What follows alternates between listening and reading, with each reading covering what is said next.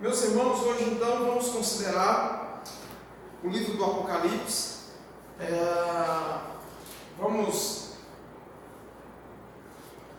aprender muito com o estudo desse livro.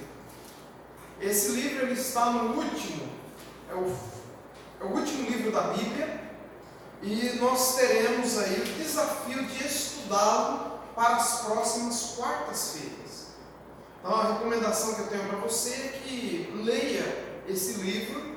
Se você pode ler ele uma vez por semana, então leia toda semana pelo menos uma vez, porque com certeza você será extremamente abençoado ao fazer isso, certo?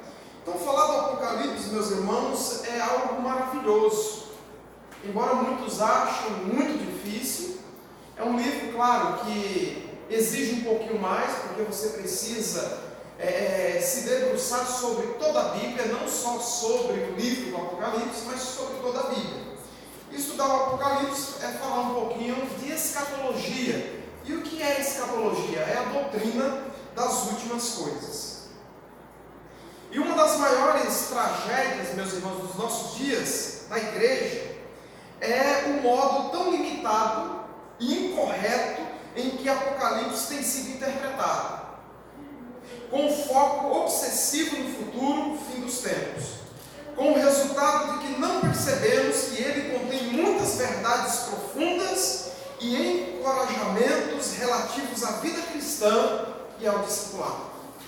Então tem muita coisa boa aqui que nós vamos aprender juntos. As visões proféticas de Apocalipse podem facilmente encobrir o propósito de que ele foi escrito como uma carta para as igrejas e uma carta de natureza pastoral. Precisamos perceber isso. O objetivo de Apocalipse é dar encorajamento para cristãos de todas as épocas, pois Deus está cumprindo os seus propósitos em meio a tragédias, sofrimento e um aparente domínio satânico. Deus está, apesar de tudo isso, cumprindo o seu propósito. Deus nunca perdeu o controle, Ele continua no controle. É difícil entender o livro de Apocalipse sem antes entender o Antigo Testamento. Você precisa compreender o Antigo Testamento para você compreender o livro do Apocalipse. João identifica-se como um profeta, lá no capítulo 1, versículo 3, na linha dos profetas do Antigo Testamento, anunciando a palavra do Senhor, tanto de juízo como de promessa. Estudiosos estimam que dos 404 versículos de Apocalipse, 278 contêm referências ao Antigo Testamento, e que mais de 500 alusões no total são feitas ao texto do Antigo Testamento, em comparação com menos de 200 em todas as cartas de Paulo. Ou seja, irmãos, no livro do Apocalipse nós temos mais alusão ao Antigo Testamento, nesse único livro, do que Paulo em suas 13 cartas, juntando todas elas. Não tem tantas alusões ao Antigo Testamento como nós temos no livro do Apocalipse. Falar um pouquinho da autoria. Quem escreveu? Quem foi a pessoa que Deus se utilizou para escrever este livro?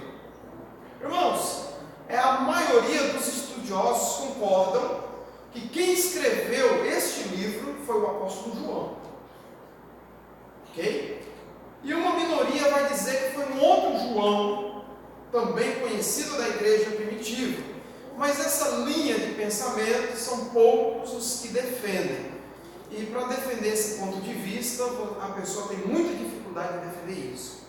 Então, eu particularmente creio que quem escreveu esse livro, quem tinha todas as credenciais para escrever da forma que escreveu e ver o que viu, é o apóstolo João, um dos 12 apóstolos de Jesus Cristo. Nós temos aí um testemunho que pesa bastante, é o testemunho de Irineu, Ele é particularmente significativo. Embora Irineu tenha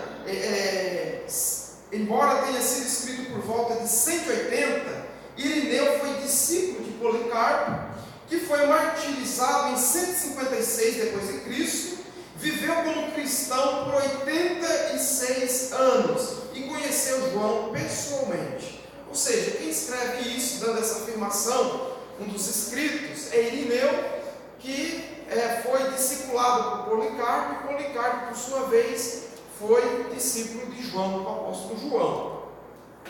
Podemos presumir com confiança que essa carta é realmente um registro de uma visão concedida ao discípulo amado, nessa época um homem idoso, perto do fim do período do Novo Testamento.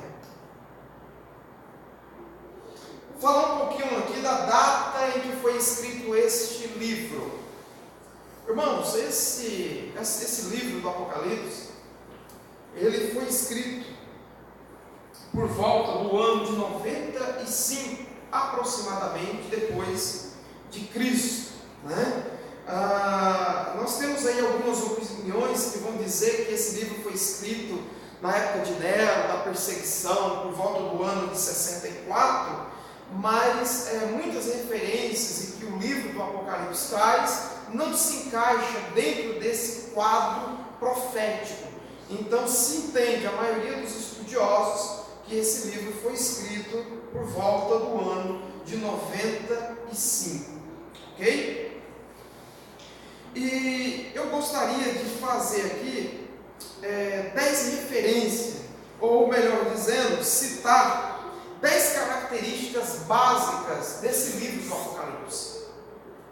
A primeira delas, meus irmãos, que é um livro centrado na pessoa de Cristo. O livro do Apocalipse, ele é centrado, não é nas últimas coisas, ao que vai acontecer, não.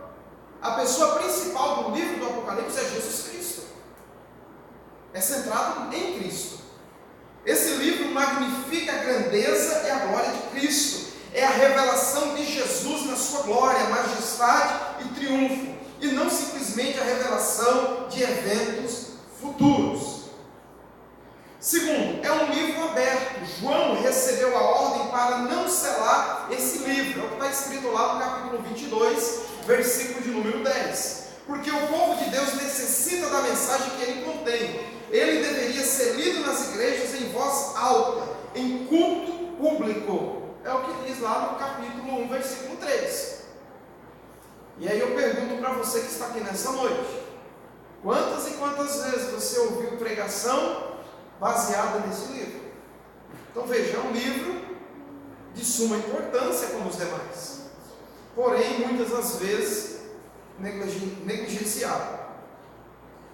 Além disso, meus irmãos, o terceiro ponto é um livro cheio de símbolos. Nós não podemos negar isso. Esse livro é claro para uns e misterioso para outros. Os símbolos eram janelas abertas para os salvos e fechadas para os ímpios. Ok? Então esse é um livro que nós podemos entender. Afinal de contas, ele foi escrito para o nosso entendimento, para o nosso conhecimento. Deus jamais permitiria que um dos seus servos escrevesse um livro inspirado pelo Espírito Santo para que o povo dele não o compreendesse, não entendesse. Não faz sentido. O quarto ponto ainda sobre esse livro é um livro de profecia. Esse livro é uma profecia que assegura a vitória de Cristo e da igreja sobre todos os seus adversários, num tempo em que a igreja estava sendo perseguida. Apocalipse nasceu num berço de aflição. O culto ao imperador naquela época era notório. Se você não se prostrasse adorando o imperador, você seria morto. Poderia ser jogado às feras.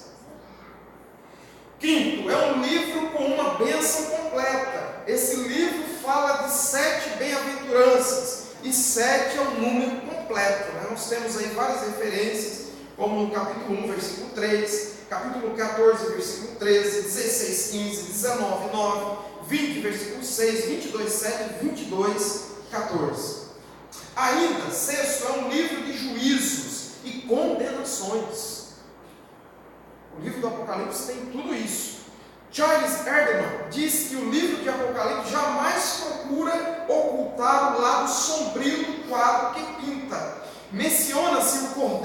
foi morto, mas igualmente a ira do Cordeiro. Há um rio de água da vida e também um lago de fogo. Okay? Então está tudo isso inserido dentro desse livro. É um livro relevante, ou seja, importante para nós. Esse livro trata das coisas que em breve devem acontecer, porque o tempo está próximo. Veja bem, nós temos aí várias referências, como por exemplo, Apocalipse 22, 7, 10, 12, 20. Breve aqui não é imediatamente, mas pronto. Deus não mede o tempo como nós. Ninguém sabe o tempo da volta de Cristo, por isso precisamos estar preparados. Em oitavo lugar, meus irmãos, esse livro do Apocalipse é um livro majestoso. Apocalipse é o livro do trono. A palavra trono aparece 46 vezes no livro. Esse livro magnifica a soberania de Deus. Cristo é apresentado em sua glória e domínio. Apocalipse é um livro de poesia e louvor. Os anjos, a igreja, a natureza e todo o cosmos engrandecem e exaltam aquele que está no trono. Amém, meus irmãos? Amém. Em nono lugar, o livro do Apocalipse é um livro universal. João vê nações e povos, lá no capítulo 10, 11, 9, 17, 15, como parte do programa de Deus. Ele também vê a sala do trono no céu e ouve vozes vindas dos confins do universo. E por último, em décimo lugar, é um livro apoteótico, ou seja, Apocalipse é o clímax da Bíblia. Tudo que começou em Gênesis irá se completar e se consumar em Apocalipse. Jesus é o alfa e o ômega. Tudo que ele começa, ele termina gloriosamente. Irmãos, isso é maravilhoso. Saber que a obra que Jesus começou lá no Éden, ele vai completar no livro do Apocalipse. É uma história que começou e haverá um fim glorioso para o povo de Deus. Quem são os destinatários do livro de Apocalipse? Para quem João escreveu esse livro? Será que ele escreveu para mim? Ou será que ele escreveu para nós? Ou será que ele escreveu só para aquelas pessoas que viviam na sua época? Irmãos, Apocalipse foi inicialmente endereçado aos crentes que estavam suportando o martírio na época do apóstolo João. Houve grandes perseguições nos primeiros séculos contra a igreja. Muitos imperadores romanos perseguiram cruelmente a igreja, tais como Nero, no ano de 64 a.C., ou um outro, Domiciano, no ano de 95, Trajano, no ano de 112, Marco Aurélio, no ano de 117, Sétimo Severo, fim do segundo século, Décio, no ano de 250, e Diocleciano, no ano de 303, tudo depois de Cristo. A igreja passou por muitas perseguições. Esse livro, porém, foi destinado não apenas aos seus primeiros leitores, mas a todos os crentes durante esta inteira dispensação, que vai da primeira à segunda vinda de Cristo. O livro de Apocalipse foi enviado às 7 igrejas da Ásia Menor. O fato de ter sido enviada às 7 igrejas da Ásia Menor não significa apenas, irmão, aquelas 7 igrejas, mas todas as igrejas em todas as épocas. Na Ásia Menor não existia só 7 igrejas, existia mais igrejas. Mas aprove a Deus mandar para essas 7 igrejas, mas é uma carta, um livro que precisa ser considerado por toda a igreja de Deus, em todos os tempos. Ok. As 4 maneiras, meus irmãos, existem pelo menos 4 maneiras de se interpretar o Apocalipse. Eu quero pensar um pouquinho com vocês sobre isso. Não é simplesmente você pegar o livro do Apocalipse, abrir e achar, eu acho isso, eu acho aquilo. Você precisa considerar tudo que está escrito no livro e de uma forma geral em toda a Bíblia. É impossível alguém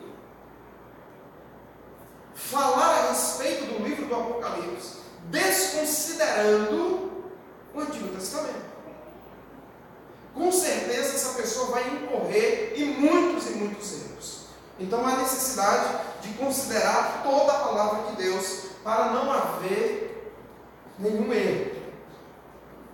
A primeira visão, irmãos, uma das 4 maneiras de se interpretar o Apocalipse chama-se a visão preterista. Eu vou explicar o que significa essa visão preterista.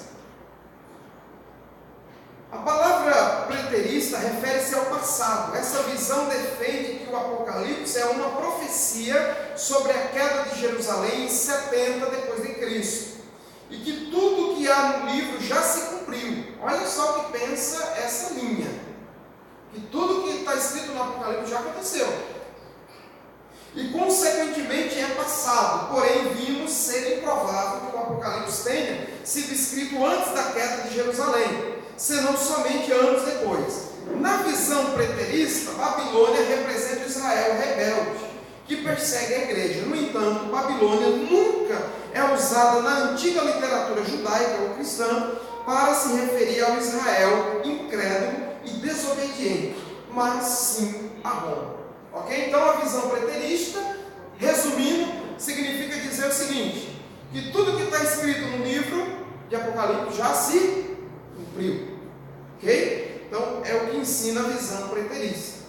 A visão histórica, segundo, a visão histórica sugere que os selos, as trombetas e as taças pintam um retrato dos sucessivos períodos da igreja. Ela vê o simbolismo do Apocalipse como referindo-se a uma série de acontecimentos históricos específicos, sempre na história da igreja europeia ou ocidental, como a queda do Império Romano, a corrupção do papado, a reforma e vários outros desde então. A volta de Cristo sempre é vista como iminente pela pessoa que interpreta o livro. O problema é que cada intérprete historicista vê o livro de maneira diferente, de modo a adequá-lo à realidade da sua época, que sempre é vista como a última antes da volta do Senhor.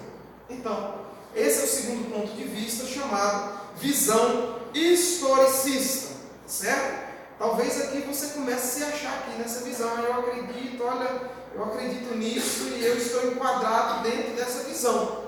Você, sem saber, você está participando de uma das visões. A visão futurista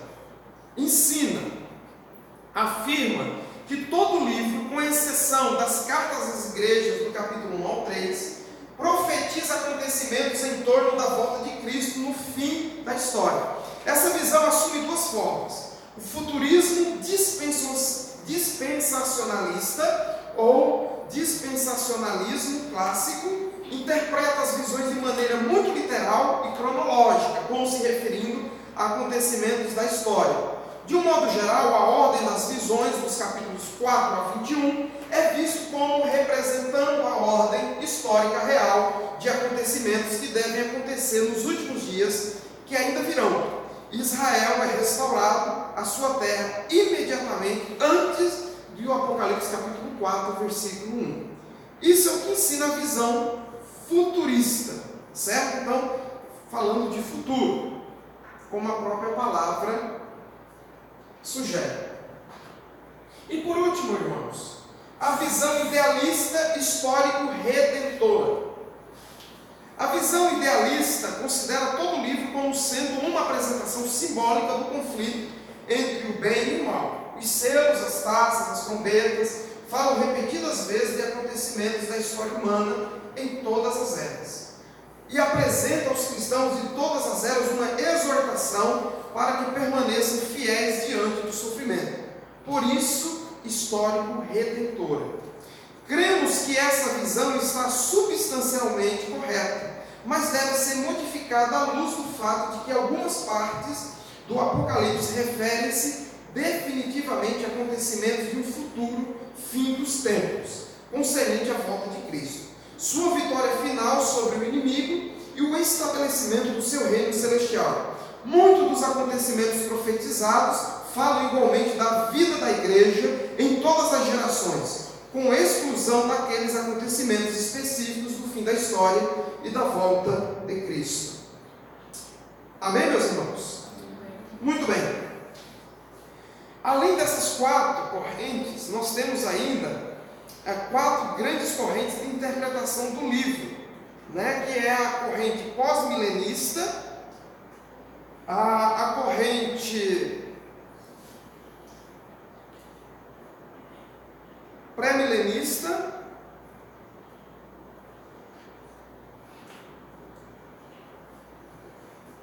que eu vou estar considerando com os irmãos a corrente também a milenista, e aí a gente vai falando dela aqui rapidamente. Eu vou só dar uma pincelada rápida sobre isso.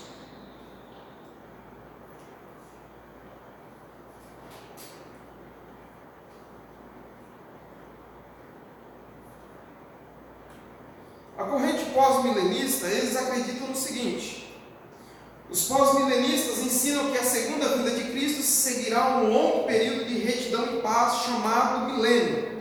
O pós-milenismo crê que o mundo vai ser cristianizado e que teremos um grande e poderoso reavivamento, produzindo um crescimento espantoso da igreja, a ponto da terra encher-se do conhecimento do Senhor, como as águas cobrem o mar, de acordo com Abacuque 2,4. Irmãos, nós temos alguns homens que acreditaram nesse ponto de vista, como Charles Roger, Benjamin Whitefield, Jonathan Edwards, entre outros, né? Mas essa corrente deixa de perceber algo muito importante: que antes da vinda de Cristo estaremos vivendo em um tempo de crise e não em um tempo de despertamento espiritual intenso e universal. Então aí nós temos um problema com relação a esse ponto de vista, certo? Não haverá essa paz como eles alegam que haverá. A corrente pré-milenista vai ensinar que a segunda vinda de Cristo não seguirá, mas precederá o milênio. O pré-milenismo foi a posição oficial da igreja primitiva até o quarto século. Os pais da igreja, como Justino, Marte, Tertuliano, entre outros, né, escreveram sobre a tribulação pela qual a igreja passaria. Falando sobre essa questão, sobre o pré-milenismo, irmãos, eu preciso citar aqui a vida de um homem chamado John Nelson F. Darby. Esse homem ele viveu entre o ano de 1800 a 1882. Líder dos irmãos Plymouth, articulou a perspectiva dispensacionalista do pré-milenismo. Descreveu a vinda de Cristo antes do milênio, consistindo de dois estágios. O primeiro, um arrebatamento secreto, removendo a igreja antes da grande tribulação, devastar a terra, e o segundo, Cristo vindo com seus santos para estabelecer o reino. Essa visão que Jesus vem em secreto foi desenvolvida a partir do ano de 1800, irmãos. É um ensinamento bem novo, partindo desse pressuposto. Então é a ideia em que Jesus ele virá no primeiro momento só para os salvos e depois ele voltará com os salvos, ok? Então essa visão vai ensinar exatamente isso, tá? E esse ensinamento ele foi e ficou muito conhecido com a impressão da Bíblia, chamada Bíblia de Scofield, uma Bíblia que foi publicada em 1909, e desde então tem larga aceitação nos Estados Unidos e em quase todo o mundo. Scofield ele divide a Bíblia em 7 dispensações. Então, através dessa Bíblia, né, o crescimento do dispensacionalismo no meio evangélico foi através da Bíblia anotada de Scofield. Se tornou bem conhecida, inclusive essa Bíblia ainda está à disposição.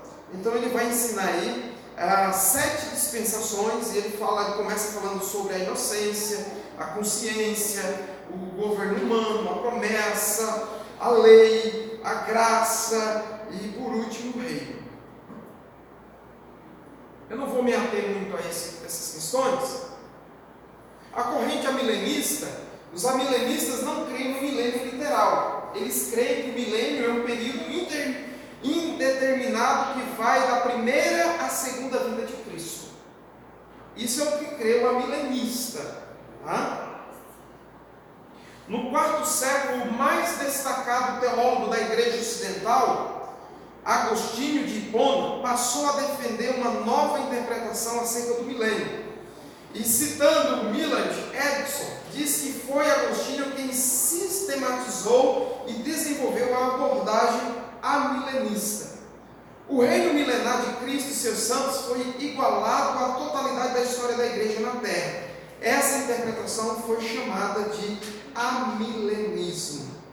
O amilenismo tornou-se a interpretação dominante no concílio de Éfeso, em 431 d.C. Daí para frente, crer no milênio terrenal era considerado superstição. Os reformadores protestantes continuaram com o amilenismo agostiniano. As confissões reformadas, sem exceção, abraçaram também o amilenismo. Essa corrente parece-nos a que mais consistentemente interpreta o livro de Apocalipse com integridade hermenêutica. Ok? Então, essa é a corrente amilenista.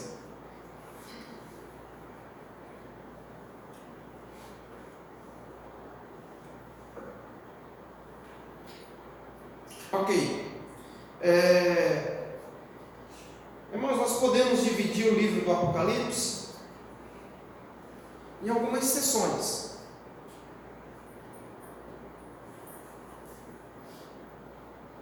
Em 7 seções. E elas ficariam agrupadas da seguinte forma, né? As principais. 7 seções que estão agrupadas em 2 divisões principais. Do capítulo 1 ao 11 e do capítulo 12 ao capítulo de número 22. A primeira descreve a perseguição do sistema do mundo e dos próprios ímpios contra a igreja, e a segunda, a perseguição do dragão e seus agentes. Ok? Então, de uma forma bem sintetizada, a nível de introdução, seria isso. A partir da próxima quarta-feira, eu entrarei no capítulo 1, versículo 1, e nós vamos discorrer sobre cada capítulo e versículo do livro do Apocalipse. Então, talvez você se ache em alguma dessas questões. Uma coisa é certa, irmãos, e eu posso falar isso com toda certeza e convicção: ninguém sabe o dia da volta de Cristo. Ninguém sabe, a não ser o próprio Deus. Mas é certo que Ele voltará. Jesus voltará. Não importa a circunstância que estejamos vivendo, Ele vai voltar. Amém, queridos? Amém. Muito bem, quero abrir agora para alguém que tiver alguma pergunta. Pode fazer, pode encerrar aí.